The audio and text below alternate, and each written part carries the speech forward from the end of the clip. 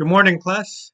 In this brief video, I will be looking at some of the arguments made in Plato's Crito, particularly between Socrates and Crito, concerning whether he should flee or whether he should remain in his cell and accept his execution. Um, so, first, Socrates is waiting in his cell. He's awaiting execution. The reason he hasn't been executed already is because there is a sacrifice being made to Apollo on the island of Delos, and a ship has left sail from Athens to Delos. And while it is on this trip, no one can be executed. So Socrates' trial and decision takes place during this time, and he is awaiting in his cell for the ship to come back, and then after the ship comes back, people can be executed again, and that's when his sentence will be served. During this time, his friend Crito, which is quite rich, takes the opportunity to bribe a guard in the prison and charter a escape route, most likely to Thessaly, for Socrates to escape. Crito feels that Socrates has been falsely convicted and does not deserve the death sentence, and so Crito um, is taking it upon himself to help Socrates escape. And the Crito starts with Crito approaching and entering Socrates' cell, and Socrates is asleep, and Crito is waiting for Socrates to wake up and tell Socrates that about the escape plan. And so this happens. First, Socrates wakes up, and Crito explains the plan to him, and then Socrates questions whether it will be morally correct or incorrect for him to leave. The first a somewhat interesting argument that Crito says or puts forth is that if Socrates chooses to die in his cell as opposed to escape, people will think ill of Crito. People will think that he valued money over helping Socrates escape, and he didn't actually plan for him to escape and bribe the guard and make all these arrangements. People will think that Crito values money more than his friend, and this is when it gets interesting, but in a different way. Socrates says, "Well, the wise people won't think that. Maybe the phrases the many." Will think that, but it doesn't really matter what the many or the masses think, as long as the wise individuals will not think that of you. And Crito, in one sense, he agrees, but he brings up a different objection. He looks at the phrase the many in a different way, and he says, well, maybe we should care for what the many think. And he sort of implies that the opinions of the many, are what has put Socrates in this situation in the first place. And what he means is during the trial, there are 500 members of the jury. And out of those 500, they sort of take a democratic vote. How many think Socrates is guilty of this crime? How many think that he is innocent? And the majority wins out. And it's a close call. They don't say exactly how much, but it's 200 and something think that he's guilty, a majority, and 200 and something, a minority, think that he's not. And so, in one sense, the many are responsible for putting Socrates in the spot where he is. And this is sort of what Crito is referring to, whereas perhaps we should consider the thoughts of the many. And this is an interesting idea, because this point in this context doesn't necessarily get followed up in this same way. The majority of the citizens in this particular context have determined Socrates' fate, and that fate is a death sentence. And Crito kind of makes that point. The conversation will later shift to the many or the general as opposed to the expert when, for example, Socrates brings up the idea of a person sort of training for a physical event. And he says, do we care what the many think about the training routine and the exercise routine, or would we care what an expert or a trainer or a physician would say? And Crito agrees that we should agree what an expert or a trainer or a physician might say. And so the trainer might say, do exercises in a certain way, or else you could injure your body, and you could injure it permanently. Whereas the majority of people, for whatever reason, they not being experts, might not think that. And there you'd want to pay attention to what the expert is saying and not what the masses are saying. Um, just because they're the many. Expertise is valued over consensus. And this is an interesting point that doesn't fully get followed up in the dialogue, and it sort of shifts in different contexts, one applying to Socrates' fate and another applying to expertise.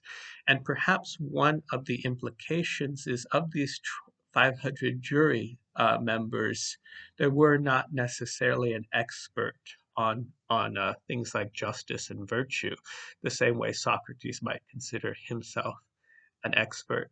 So this is the first interesting point that I wanted to bring up. This idea of the many versus the expert versus consensus isn't entirely clear in the dialogue, or at least the meanings shift meaning. The second reason Crito gives Socrates for wanting to leave as opposed to accept death is raising his children, or seeing that his children get a good education. And this again is one of those points that sort of takes on a lot of different meanings in the dialogue in the beginning and the end. Um, and it's unclear who makes the better point here, but I think this may go to Socrates, because this idea of raising one's children has a few different dimensions here. So first, if Socrates flees and goes to the option seems to be Thessaly, it's not clear that his children will go with him. If they do go with him, it's not clear that they would get a better education in Thessaly, according to Socrates' opinion.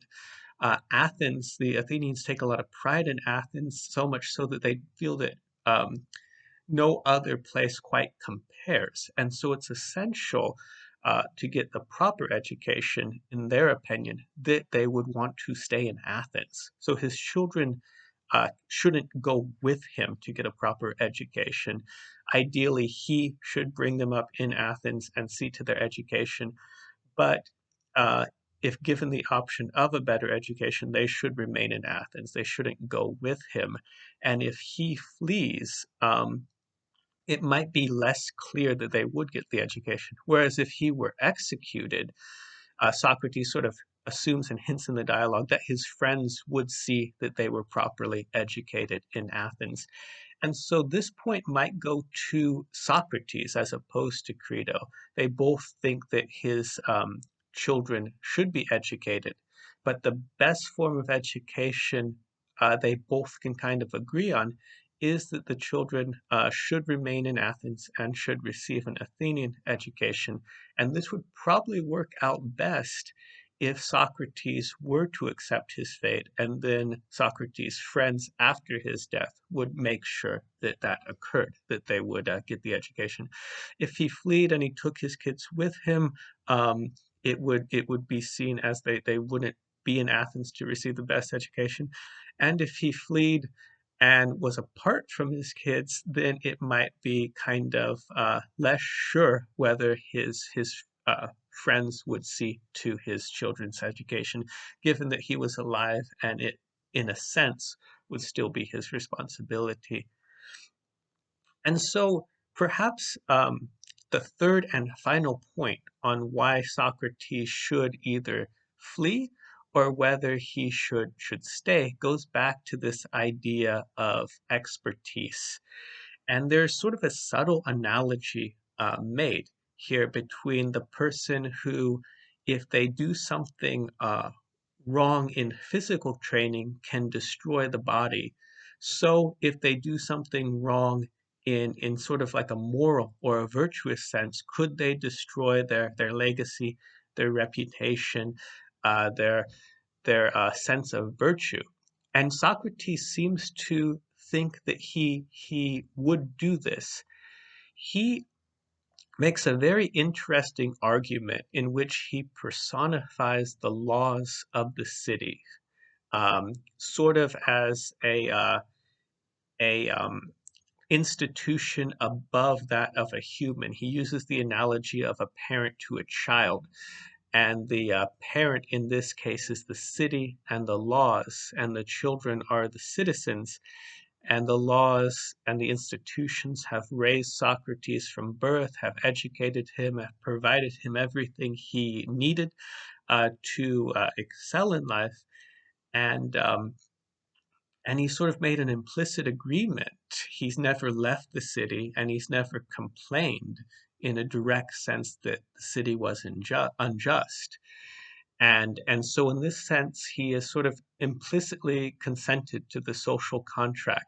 And therefore, even if, for example, the system made a mistake and sentenced him falsely to death, it's not his job to try to correct that mistake of the city, rather to break the law and to break the sentence which the justice system has declared, would be in a very small but also a very potent way to undermine the very institutions of the city.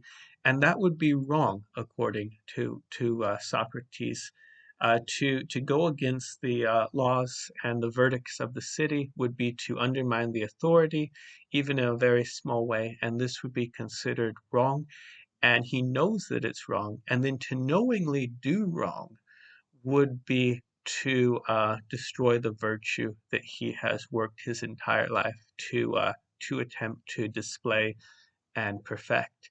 Just like the physical athlete, if they did something wrong while training, could ruin the body. So, in a spiritual sense, or spiritual might not be the best word, in a virtuous sense, so doing something that's invirtuous or not pious would destroy the virtue or destroy the soul of the individual. And sort of, so this, I think, is his major point, and this is a very fascinating point. Particularly, it has a lot of practical sense. If you live in a city and you never and you might have problems with the laws, but you never voice any objection, you never try to change it, and then if you experience something negative because of them, um, have you already committed to the results of that? And Socrates seems to think that you have, and it's a fascinating argument. And just sort of as a final argument that's somewhat related, but just a side point, is that the life expectancy of a typical Athenian is about 70. And that's what Socrates is. He's about 70 years old. And it's even if he doesn't have a death sentence, his life is about at its end anyway. And he makes this point. He's like, if I flee to Thessaly, what will they think? That Socrates loves life so much that he's willing to uh, sort of uproot his entire life. Why? For another 6 months of life, for another year of life. And this is just sort of a point that's it's a secondary point to his main argument, but it does have quite a bit of persuasive power. Like, what is he just trying to prolong his life for a few more months, perhaps a year? And why? Um, so these are some of the considerations that Socrates makes after hearing Crito's argument. And I think there are many good points made by both of them.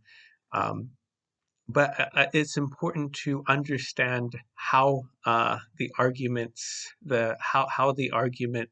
continue to sort of change their context within the dialogue. What the one and the many means, what does virtue mean, what do different destinations imply with the education of the kids, the life expectancy of an Athenian, and how close Socrates is to that age.